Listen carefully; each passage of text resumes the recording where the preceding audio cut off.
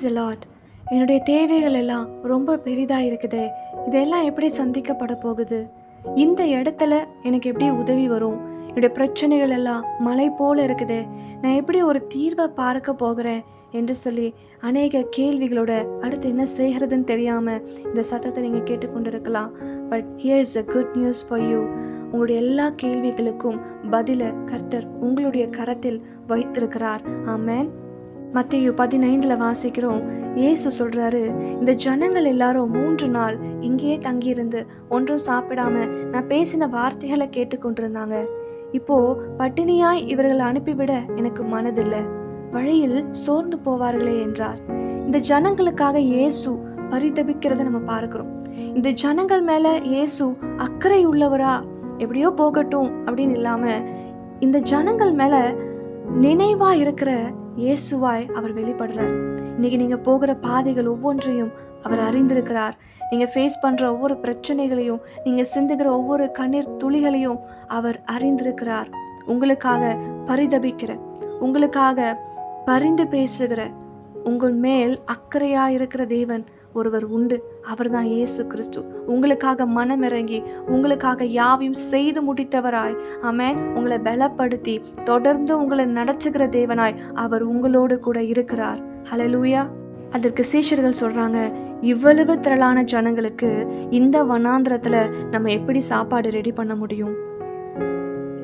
உங்களுக்கு இருக்கிற பிரச்சனைகளை நீங்க பெரிதாய் பார்த்து கொண்டிருக்கலாம். எந்த இடத்துல நீங்க இருக்கீங்க அப்படின்னு அதை நீங்க பெரிதாய் பார்த்து கொண்டிருக்கலாம். ஆனா இயேசு உங்ககிட்ட என்ன கேட்கிறார் தெரியுமா? உங்களிடத்தில் என்ன இருக்கு? சீஷர்கள் சொல்றாங்க, எங்க கிட்ட 7 அப்பங்களும் சில சிறு மீன்களும் உண்டு. அப்போ என்கிட்ட கொஞ்சம் தான் இருக்கு ஆண்டவரே அப்படின்னு சொல்றாங்க.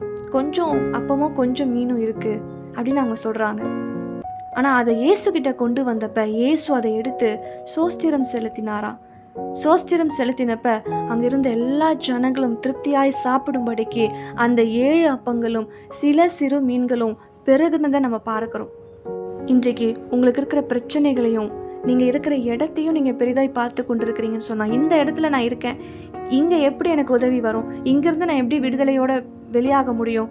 இந்த பிரச்சனையிலேருந்து நான் எப்படி வெளியாக முடியும்னு அதை நீங்கள் ஃபோக்கஸ் பண்ணாமல் உங்களிடத்தில் என்ன உண்டு? சிஸ்டர், என்கிட்ட கொஞ்சம் பணம் தான் இருக்குது, இந்த கொஞ்சம் பணத்தை வைத்து என்னுடைய பண தேவைகள், என்னுடைய காரியங்கள் சந்திக்கப்பட முடியாது அப்படின்னு நீங்கள் சொன்னீங்கன்னா, அந்த கொஞ்சம் பணத்தை கர்த்தருடைய காரியத்துக்காக நீங்கள் விதைங்களேன். bring that little to Jesus. அந்த கொஞ்சத்தை இயேசுக்கிட்ட கொண்டு வாங்களேன். எனக்கு கொஞ்சம் பலன் தான் இருக்குது அப்படின்னு நீங்கள் சொன்னீங்கன்னா, அந்த கொஞ்சம் பலனோட நீங்கள் இயேசுவுக்கு நன்றி செலுத்துங்க. வேலைக்கு போயிட்டு வந்து வீட்டின் காரியங்களெல்லாம் செய்துட்டு எனக்கு கொஞ்சம் நேரம் தான் இருக்குது அப்படின்னு நீங்கள் சொன்னீங்கன்னா, அந்த கொஞ்சம் நேரத்தை கர்த்தருடைய சமூகத்தில் அவரை ஆராதிக்கவும், அவரை துதிக்கவும், அவருக்கு நன்றி செலுத்தவும் நீங்கள் ஸ்பெண்ட் பண்ணி பாருங்களேன்.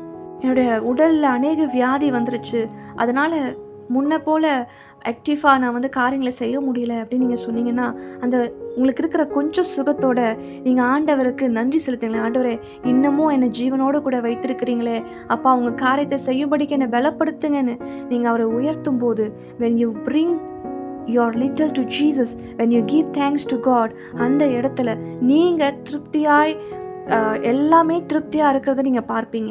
எல்லாரும் சாப்பிட்டு திருப்தி அடைந்தார்கள், மீதியான துணிகைகளை 7 கூடை நிறைய எடுத்தார்கள் அப்படின்னு நம்ம வாசிக்கிறோம். எல்லாருமே திருப்தியாக சாப்பிட்டாங்களாம். பேலன்ஸ் 7 பாஸ்கெட்ஸில் எடுத்தாங்களாம். உங்களுடைய குறைவின் மத்தியில் நீங்கள் அவரை உயர்த்தும் போது, அவரை நம்பும் போது, என்கிட்ட கொஞ்சம் நம்பிக்கை தான் இருக்குன்னு நீங்கள் சொல்லலாம். அந்த கொஞ்சம் நம்பிக்கையிலையும், ஆண்டவரே, என்னுடைய பாதையெல்லாம் அந்தகாரமாக தெரிஞ்சாலும், அடுத்து என்ன செய்கிறதுன்னு எனக்கு தெரியலனாலும், இந்த கொஞ்சம் நம்பிக்கையோட நான் உங்களை நம்புகிறேன், நான் உங்களை விசுவாசிக்கிறேன் நீங்கள் சொல்லும்போது, நீங்கள் அடுத்து நடக்க வேண்டிய, பிரவேசிக்க வேண்டிய பாதைக்குள்ளே அவருடைய வெளிச்சம் உதித்து உங்களை நடத்துக்கிறத நீங்கள் பார்க்கும்படிக்கு அவர் செய்வார். ஆமென். உங்கள் மேலே அக்கறை உள்ள தேவன் உங்கள் மேலே மனம் இறங்கி உங்களை பலப்படுத்தி அவருடைய காரியமாய் அவர் என்ன நோக்கம், சித்தம் உங்கள் மேலே வைத்திருக்கிறாரோ அதை செய்யும்படிக்கு உங்களை பலப்படுத்தி அனுப்புகிற தேவனாய் அவர் உங்களோடு கூட இருக்கிறார். ஆமென். இதை நீங்கள் விசுவாசிங்க. உங்களுடைய கொஞ்சத்திலும் நீங்கள் அவருக்கு நன்றி செலுத்துங்க. அவர் உங்களோடு கூட இருந்து பெரிய காரியங்களை செய்வார். அநேகருக்கு கொடுக்கும்படிக்கு அவர் உங்களை பிளஸ் பண்ணுவார். ஆமென். Praise God. God bless you.